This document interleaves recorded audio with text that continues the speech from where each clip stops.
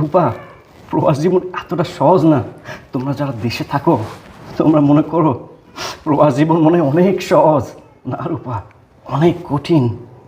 আমরা 8 ঘন্টা কাজ করি না, 4 ঘন্টা ঘুমাই, আর বাকি 20 ঘন্টায় কাজের ভিতরে থাকি। কেন থাকি? ওভার টাইম করি।